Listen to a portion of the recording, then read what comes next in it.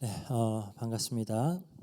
우리 하나님 말씀 마태복음 26장 6절에서 13절까지 함께 읽도록 하겠습니다. 마태복음 26장 6절에서 13절까지 말씀입니다. 제가 읽습니다. 예수께서 베다니 나병 환자 시몬의 집에 계실 때에 한 여자가 매우 귀한 향유 한 옥합을 가지고 나와서 식사하시는 예수의 머리에 부으니 제자들이 보고 분개하여 이르되 무슨 의도로 이것을 허비하느냐, 이것을 비싼 값에 팔아 가난한 자들에게 줄 수 있었겠도다 하거늘 예수께서 아시고 그들에게 이르시되 너희가 어찌하여 이 여자를 괴롭게 하느냐, 그가 내게 좋은 일을 하였느니라. 가난한 자들은 항상 너희와 함께 있거니와 나는 항상 함께 있지 아니하리라. 이 여자가 내 몸에 이 향유를 부은 것은 내 장례를 위하여 함이니라. 내가 진실로 너희에게 이르노니 온 천하에 어디에서든지 이 복음이 전파되는 곳에서는 이 여자가 행한 일도 말하여 그를 기억하리라 하시니라. 아멘. 네, 기도해 주신 덕분에 2주간 한국에서 훈련 잘 받고 어제 밤 늦게 이제 도착을 했습니다. 이제 한국에서 받은 훈련에 대한 얘기는 차차 또 기회가 되면 하고요. 우리는 이제 오늘 본문에서 예수님께서 십자가에서 못 박혀 목숨을 잃으시는 그 구속사의 정점의 사건에 이제 한 발짝 더 가까워졌어요.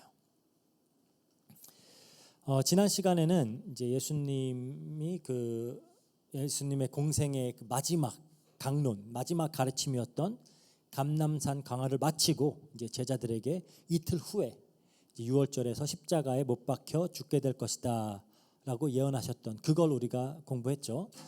이게 이제 벌써 시간이 꽤 됐죠. 12월 마지막 주에 하고 새해 둘째 주 하고 나서 이제 3주 만에 하는 거니까 잘 기억이 나실 줄 모르겠어요. 예수님이 6월절 이틀 전에 말씀하셨습니다. 내가 6월절 날 십자가에 매달릴 것이다. 그리고 유대 종교자들은 밀란이 날까 하여서 최대한 6월절을 피하고자 했었죠. 그럼에도 하나님은 강권적으로 역사하셔서 예수님의 죽음이 반드시 그 6월절에 일어나도록 모든 사건을 주관을 하셨습니다. 이건 예수님의 죽음이 의미하는 바가 무엇인지를 당신의 백성들에게 반드시 알리고자 하시는 그 하나님의 의도가 반영된 거예요. 그 의미가 뭐였죠? 예수님은 왜 6월절에 돌아가셔야 해요? 예수님의 죽음은 그냥 단순히 유대 종교자들의 어떤 음모에 의한 억울한 죽음이 아니다라는 겁니다. 인류를 향한 하나님의 구원 계획은 그 천지가 창조되었던 그 순간부터 쭉 이 지점, 그 십자가를 향하여서 나아가고 있었던 거예요. 십자가는 인류 구원을 위한 하나님의 그 계획에, 하나님의 구원 계획의 궁극적인 성취이기 때문입니다. 그래서 이사야 선지자의 예언처럼 예수님이 우리의 허물을 위해 찔르신 거예요. 우리의 죄악 때문에 상하신 겁니다. 우리의 질고를 지고 우리의 슬픔을 당하신 거예요. 그래서 6월절에 돌아가시는 겁니다. 그러니까 죄 가운데 빠져서 하나님과 원수되어서 영원히 멸망할 수밖에 없었던 우리를 위해 자신의 목숨을 제물로 내어놓으신 거예요. 이걸 우리가 대속이다라고 부르죠. 대신 어떤 속제물로 드려졌다라는 거예요. 예수님께서 몸소 이 속죄물, 그러니까 제사가 되셔서, 제사 제물이 되셔서, 죄를 사하는 제물이 되셔서 우리의 죄를 대신하여서 우리가 당했어야 될 죽음을 당하신 겁니다. 그러니까 6월절에 그 죽음의 사자가 장자의 목숨을 취하러 올 때 양이 대신 죽어서 장자가 죽지 않고 목숨을 유지할 수 있었던 것 같이 예수님이 우리를 대신하여서 죽임을 당하셨기 때문에 우리는 죽지 않고 생명을 얻게 된다라는 거예요. 이 메시지를 명확하게 전하시고자 예수님은 그 하나님의 뜻에 맞춰서 6월절에 자기의 생명을 내어놓으시기로 결정을 하시고 이제 이걸 제자들에게 알리신 겁니다. 그러니까 이 십자가 대속 사건은 하나님의 공의와 하나님의 사랑을 가장 뚜렷하고 명확하게 나타내는 사건이에요. 죄를 그냥 넘어갈 수는 없어요. 죄는 반드시 거기에 대한 사망이 따라야 합니다. 근데 그 사망을 예수님이 당하신 거죠. 하나님의 공의와 사랑이 가장 뚜렷하게 이 사건을 통해 나타난 겁니다. 그래서 이 사건을 통해 하나님의 영광이 가장 선명하게 드러나는 거죠. 지금 저자 마태는 이 맥락 안에서 이 본문의 사건도 의도적으로 지금 이 자리에 배치를 해서 어떤 메시지를 전하고자 하고 있는 거예요. 그러니까 우리는 이 본문을 함께 공부하면서 이 저자가 독자인 우리에게 전하고자 하는 메시지가 무엇인지를 좀 살펴보도록 하겠습니다. 정말 바라기는 이 메시지가 명확해질수록 하나님을 향한 우리의 사랑과 경외함이 더 풍성해지고 커져서 우리가 하나님이 받으시기에 합당한 그런 경배와 예배를 드리는 자들이 되었으면 해요. 본문을 살펴보겠습니다. 아마 교회 다니시는 분들한테는 아주 익숙한 이야기일 거예요. 우리가 또 즐겨 부르는 그 Alabaster Jar라고 하는 찬양 역시 이 이야기를 모티브로 이제 만들어진 곡입니다. 한 여인이 매우 값비싼 그 향유를 예수님께 부었던 그 사건을 오늘 이야기하고 있는 거예요. 이 사건은 예수님의 공생의 기록들 중에도 드물게 사복음서에 모두 기록된 이야기입니다. 하지만 이 각각의 복음서의 그 내용들을 살펴보면 좀 비슷한 점도 있는데 상당한 차이점도 있어요.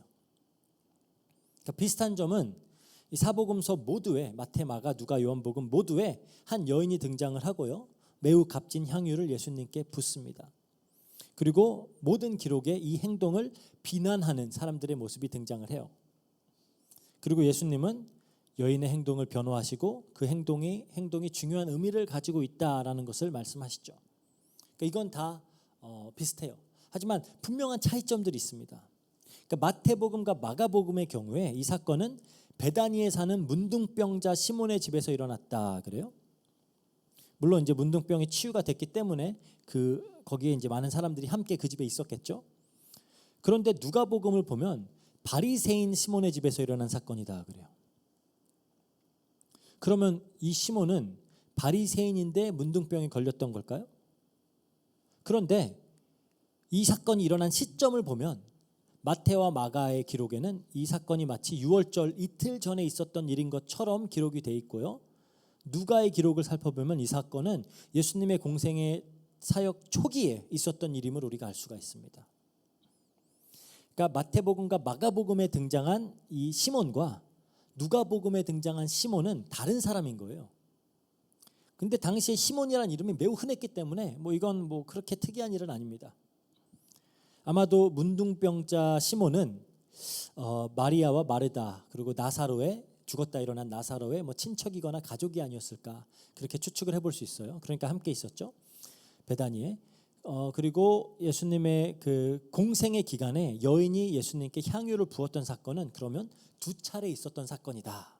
그렇게 이제 대부분의 학자들은 그렇게 이해를 하고 있습니다. 저도 거기에 동의를 해요. 왜냐하면 정황상 누가복음의 기록과 마태, 마가복음의 기록이 같은 기록이라고 볼 수가 없어요. 그러면 이 사건은 두 번 일어난 사건입니다. 그런데 요한복음의 기록을 읽어보면 이 본문을 좀 이해해 보려고 하는 우리의 시도가 더 미국에 빠지게 돼요. 왜냐하면 요한은 이 사건이 유월절 6일 전에 일어났던 사건이다라고 딱 꼬집어서 명시를 하고 있어요.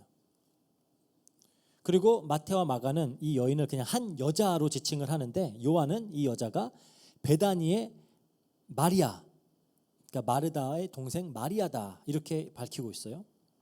그러니까 예수님께서 무덤에서 불러내셔서 살아나게 된 그 나사로 그리고 마르다의 가족인 마리아예요. 우리가 그 얘기는 잘 알고 있죠. 마르다가 열심히 일을 하고 있을 때 예수님 발 앞에 앉아서 말씀을 들었던 그 마리아.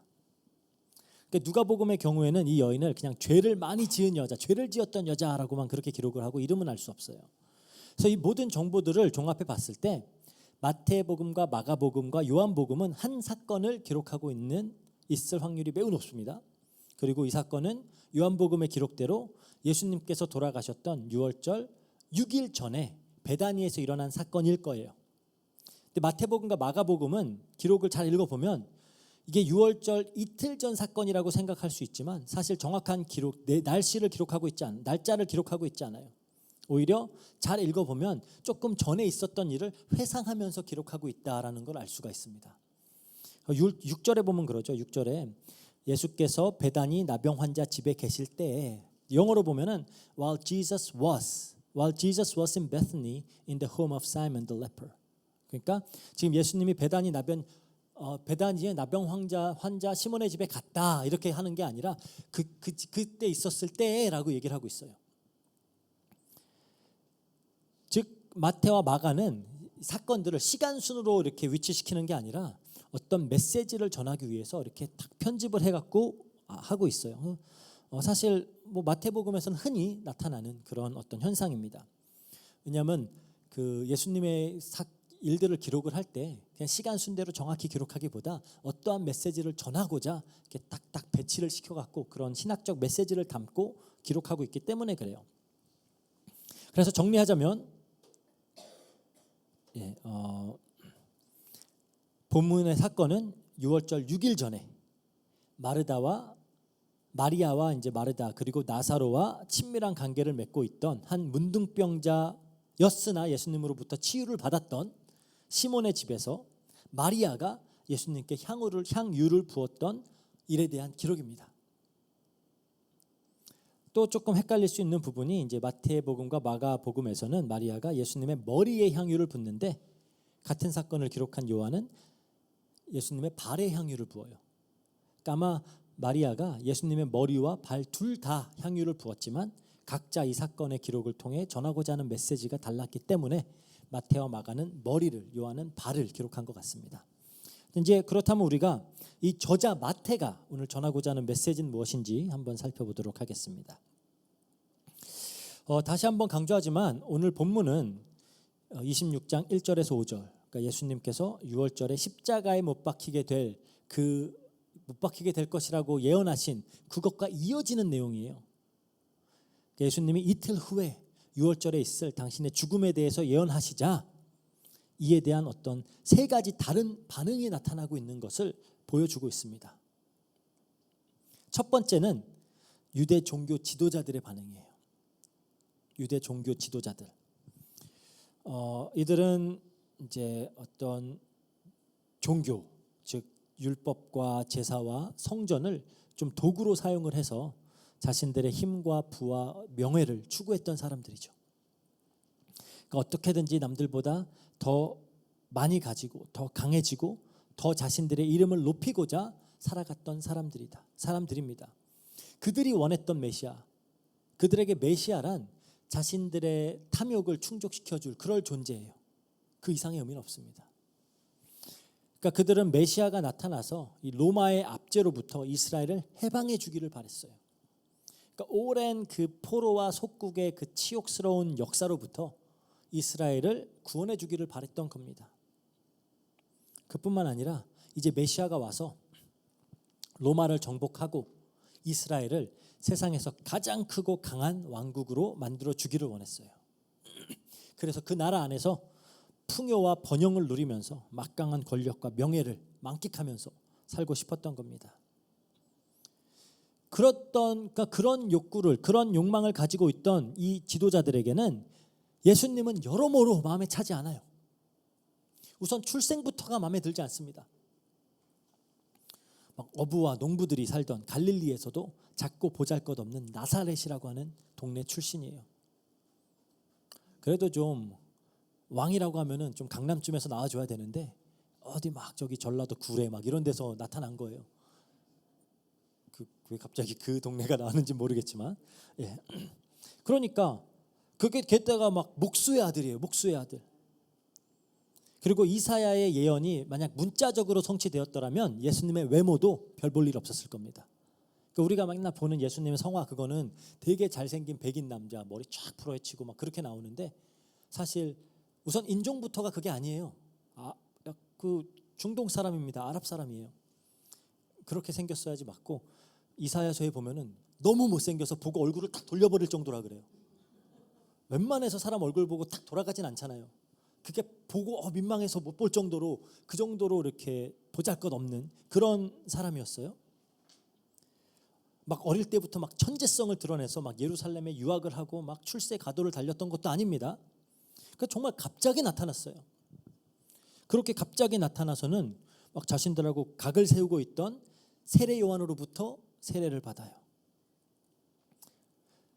아마 초자연적으로 기적을 베풀고 사람들을 먹이고 병을 고치고 했을 때는 잠깐 혹했을 수도 있어요.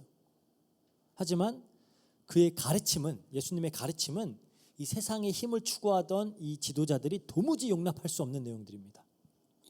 예수님이 복에 대해서 가르치는데 자신들이 생각했던 복과는 정반대의 내용이에요. 그리고 천국, 즉 새롭게 세워질 나라에 대해서 이야기하시는데 그 나라는 이 유대 지도자들에겐 전혀 매력적으로 다가오지가 않아요. 심령이 가난한 자, 애통한 자가 복이 있는 나라래요. 의에 줄이고 목마른 자, 의를 위하여 핍박받는 자가 복이 있대요. 오른뺨을 치면 왼뺨도 돌려대는 데래요. 속옷을 가지고자 하는 이에게 겉옷까지 내주는 그런 나라래요. 원수도 사랑을 하는 나라래요. 그러니까 이건 이 유대 종교 지도자들이 원하던 그런 나라가 아닌 거예요. 하지만 문제는 많은 사람들이 이 예수님을 따르고 있다는 점입니다. 자신들의 가르침보다 예수님의 가르침에 더 많은 사람들이 귀를 기울여요.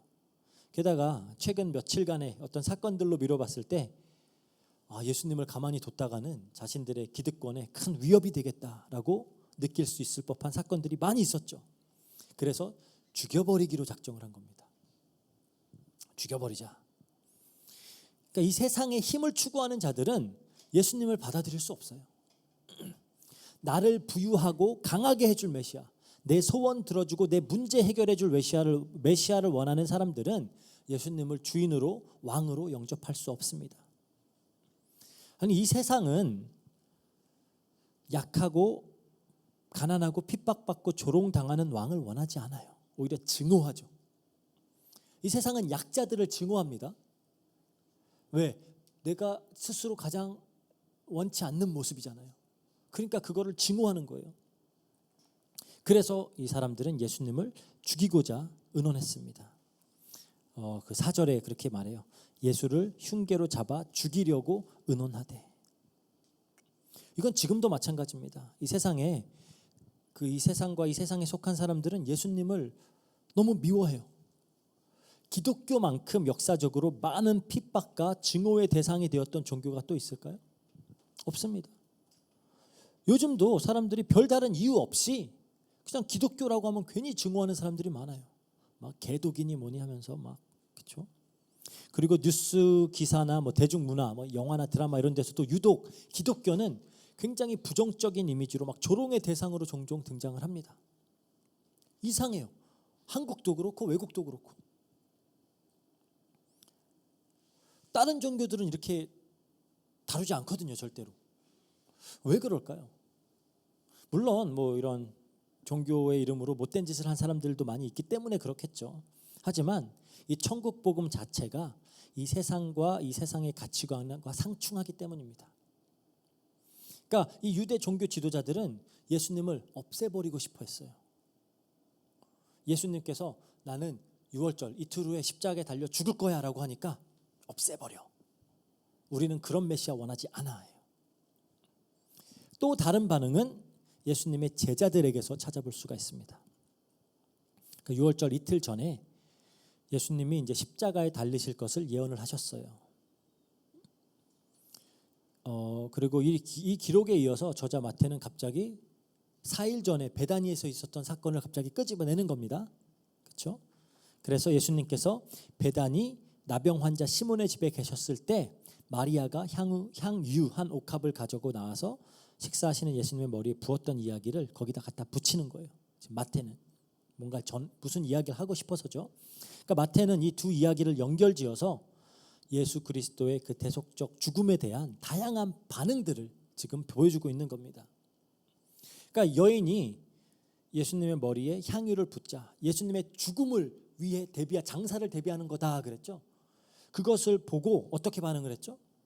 8절 9절 제자들이 보고 분개하여 이르되 무슨 의도로 이것을 허비하느냐, 이것을 비싼 값에 팔아 가난한 자들에게 줄 수 있었겠도다 하거늘.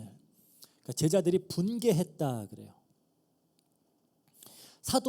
요한 사도의 경우 요한복음에는 이 말을 했던 예수님이 예수님 이 말을 했던 사람이 예수님을 팔았던 가룟 유다다라고 밝히고 있어요. 하지만 이제 마태복음, 마가복음은 그냥 제자들이다. 그러니까 마태와 마가가 제자들이다라고 기록한 것을 보았을 때 아마 이 제자들도 다 가룟 유다와 똑같은 생각을 하고 있었다라는 거예요.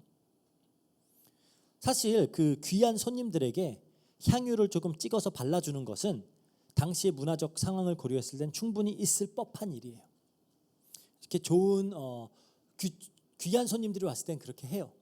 왜냐하면 당시에 뭐 데오도란트 같은 그런 제품이 없잖아요. 사실 또 한국 사람들은 그걸 별로 필요로 하지도 않아요. 그런 채취가 강하지가 않기 때문에. 근데 그때는 지금처럼 이렇게 쉽게 어디서든지 막 샤워를 할 수 있고 그런 여건이 아닙니다. 게다가 막 자주 세탁을 할 수 있지도 않아요. 그러니까 사람들이 항상 막 걸어 다녔고 먼 거리를 막 이동했기 때문에 막 예수님처럼 오랜 시간 동안 사역을 한 후에 막 이렇게 방문을 했다면 땀도 많이 흘렸을 거예요. 그러면 상당히 그런 불쾌한 채취를 풍길 가능성이 크죠. 유전학적으로 봤을 때 뭐 이게 뭐 어떤 인종차별적인 발언이 아니라 이건 과학적으로 이렇게 나타난 거는 좀 그 동네 사람들이 좀 비교적 또 강한 채취를 가지고 있어요. 우리 여기 이제 한국 사람들이니까 우리는 굉장히 그쪽 면에선 되게 복받은 사람들이에요. 여러분들이 그 외국인들하고 같이 생활해 보면 알아요. 막 같이 이렇게 운동하고 막 라커룸 들어 깜짝 놀랍니다. 그 머리가 띵해요. 이렇게 저희도 막 한 번에 이렇게 인도 친구들하고 같이 농구를 했는데 이 친구들 이렇게 위퉁이를 벗고 수비를 보더라고요. 이러고 있으면 갈 수가 없어요. 그러니까 이제 그 동네 이거 인종차별적인 발언 아니라 그냥 과학적으로 그래요. 근데 그러다 보니까 이런 진한 향유를 조금 발라서 이렇게 채취를 덮어주는 그거에 손님을 굉장히 잘 대접하는 하나의 관습이에요. 문제는 이 한 통을 다 부어버린 거죠. 이거에 이제 제자들이 분개를 한 겁니다. 이유는 나름 고상해요. 왜냐하면은 그걸 팔아서 어려운 사람들을 돕는다면 얼마나 많은 이들을 도울 수 있겠냐. 왜 그토록 낭비스러운 그런 행위를 하냐라는 거예요. 근데 요한복음의 기록을 보면 그들이 그렇게 말한 이유가 가난한 사람을 생각해서가 아니라 그들이 도둑이었기 때문에 그렇다 그래요. 그러니까 아까웠던 거예요.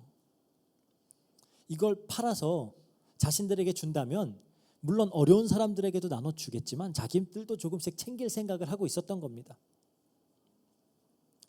그러니까 이건 제자들의 굉장히 위선적인 태도를 보여주고 있죠. 그러니까 유대 종교 지도자들처럼 예수님을 대적하진 않아요. 오히려 따릅니다. 하지만 그 동기는 이 종교 지도자들과 크게 다르지 않아요. 이 세상 사람들은 자기 힘으로 자기 노력으로 열심으로 어떤 힘과 부와 명예와 쾌락을 추구하죠. 제자들은 똑같은 걸 추구하는데 그걸 예수님을 통해 얻고자 하는 것뿐이에요. 그러니까 말은 바른 말을 해요. 신앙의 언어를 사용합니다. 겉으로 보기엔 경건해요. 많은 기독교인들 말은 얼마나 잘해요. 하지만 그리고 세상의 관점에서 봐서도 정의로워 보이죠. 비싼 물건 팔아서 가난한 자들에게 나눠주자. 얼마나 좋은 말입니까? 하지만 예수님은 그 제자들의 중심을 꿰뚫어 보고 계세요. 그럼에도 예수님은 이토록 끝까지 깨닫지 못하는 그 제자들을 책망하시거나 포기하지 않으시고 오히려 이 사건을 통해 중요한 가르침을 지금 주고 계시는 겁니다. 그래서 이렇게 말씀하시죠. 11절에 가난한 자들은 항상 너희와 함께 있거니와 나는 항상 함께 있지 아니하리라.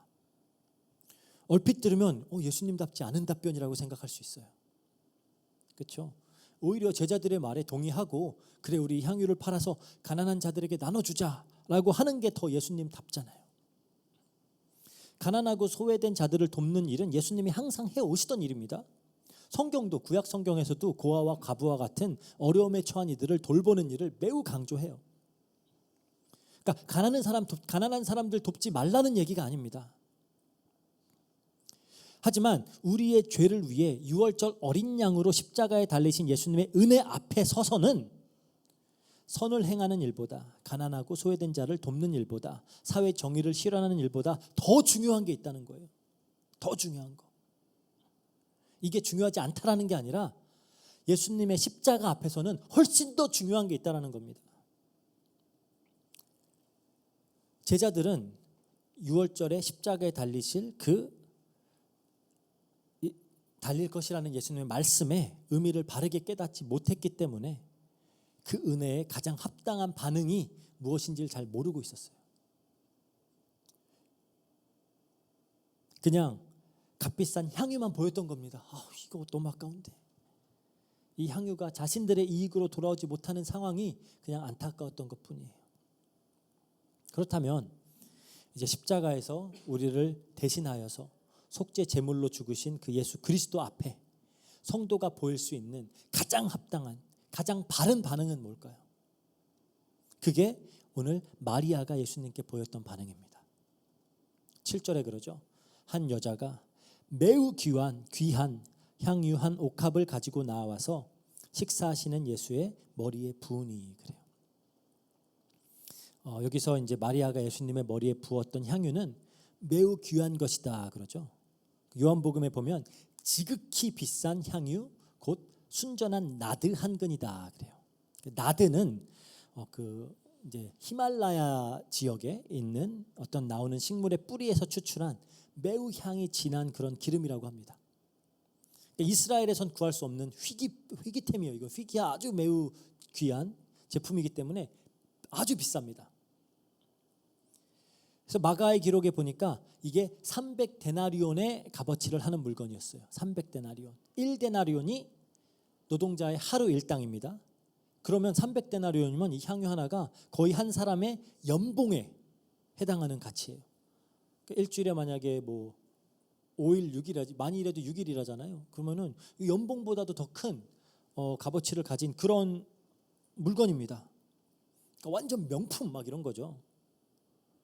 그거를 이토록 비싼 그거를 향유를 단번에 모두 다 예수님께 쏟아 부어버린 거예요. 즉 자신이 가지고 있는 가장 소중하고 값어치 있는 것을 예수님께 바친 거죠. 조금도 아끼지 않았어요. 이건 그냥 단순히 당시 귀한 손님을 대접할 때 보였던 그런 어떤 예의와 존중의 표현을 한참 넘어서는 겁니다. 심지어 제자들이 보기에도 이건 과하다라고 느껴지는 거였어요. 그런 이해할 수 없는 행동이었습니다. 하지만 마리아는 분명히 그것보다 더 귀한 게 있었다면 그걸 예수님께 드렸을 거예요. 자기의 죄를 위해 십자가에 매달려 목숨을 내어놓으실 그 예수님의 희생이 그 무엇과도 바꿀 수 없는 가치가 있다라는 것을 마리아는 잘 알고 있었던 겁니다. 그 예수님의 십자가 죽음이 자신의 구원이 될 것임을, 자기에게 영생이 될 것임을, 하늘에 속한 모든 신령한 복의 통로가 될 것임을 마리아는 알고 있었어요. 제자들도 몰랐는데 그 은혜가 너무 감사해서 그 감사와 감격을, 그 사랑을 표현할 방법이 없어서 자기가 가지고 있는 가장 귀한 것을 그냥 아낌없이 쏟아 부어버린 거예요. 이걸 우리가 예배라고 부르는 겁니다. 예배. 월십이죠. 영어로 월십. 합성어예요. 영어 worth, 뭐뭐의 가치, 그리고 ship, 어떤 상태를 얘기하는 거죠. 어떤 한 대상의 참된 가치를 깨닫고 그에 대한 깊은 어떤 존경과 경의와 헌신을 표현하는 행위가 예배인 겁니다. 그러니까 예수님은, 그리고 그분이 우리를 위해 하신 모든 일, 즉 성육신과 십자가 사건과 죽음과 부활은 우리의 예배를 받으시기에 아주 합당한 일이에요. 예수님의 십자가 앞에서, 예수님의 십자가 앞에 선 우리 성도들이 보일 수 있는 가장 합당한, 가장 올바른 반응은 예배라는 겁니다. 그리고 예배는 합리적인 게 아니에요. 노동자 1년 연봉에 해당하는 향유를 쏘아 붓어버린 것처럼 어떻게 보면 무모하고 어리석어 보이는 겁니다. 하지만 사람들은 너무나 가치 있는 그리고 소중한 무엇인가를 발견했을 때, 혹은 너무나 사랑하는 대상이 생겼을 때는 이런 행동을 해요. 그렇죠? 정말 누군가를 사랑해 본 사람은 이해할 수 있을 거예요. 정말 이 사랑이 얼마나 사람을 비상식적이고 비합리적으로 만들 수 있는지. 그렇죠? 얼마나 사랑에 빠진 사람이 얼마나 그 큰 흥분과 기쁜 마음으로 정말 바보 같은 짓들을 할 수 있는지. 우리 아직 어린 친구들은 잘 모를 텐데 그래요. 정말 누군가를 사랑할 때 바보 같은 짓을 해요. 기뻐가지고 무모하고 합리적이지도 않고 어리석은 짓들을 해요. 마리아가 지금 그렇게 하고 있는 거예요.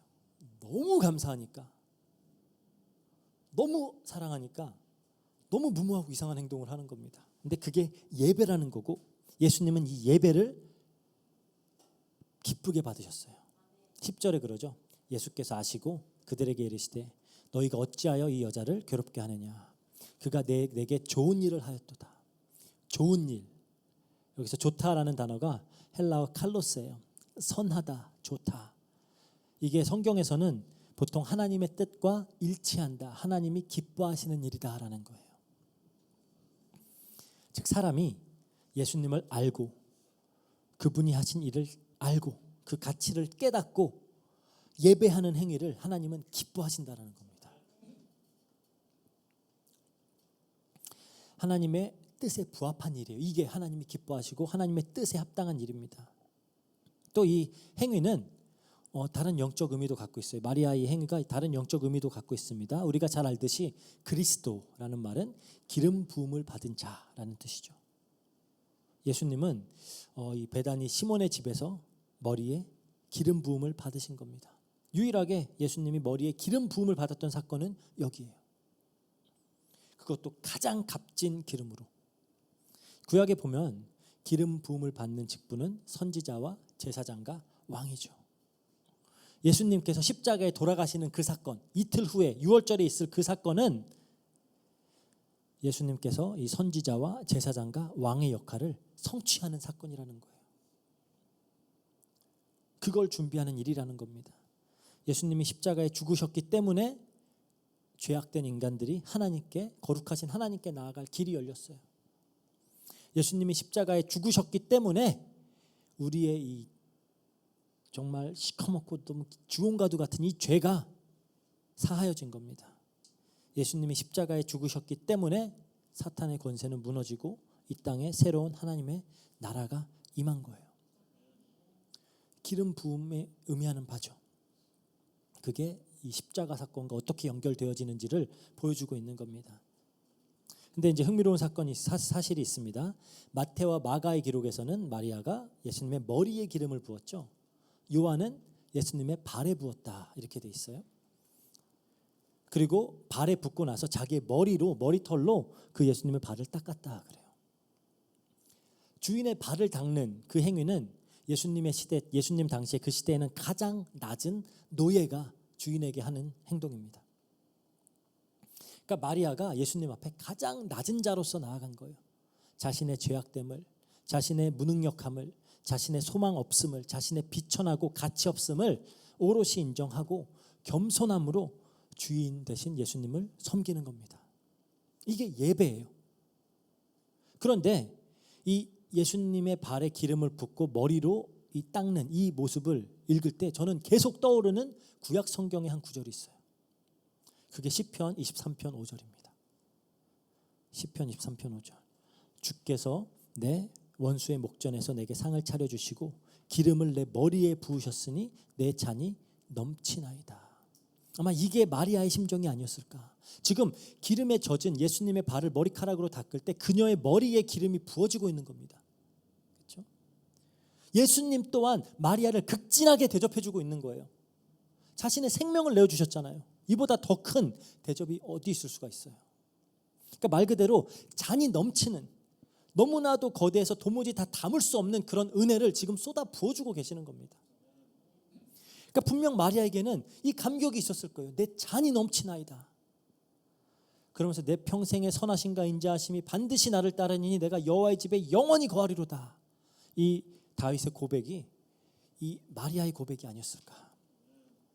오늘 본문에 보면 13절에 그러죠. 내가 진실로 너희에게 이르노니 온 천하의 어디에든지 이 복음이 전파되는 곳에서는 이 여자의 행한 일도 말하여 그를 기억하리라. 그래요.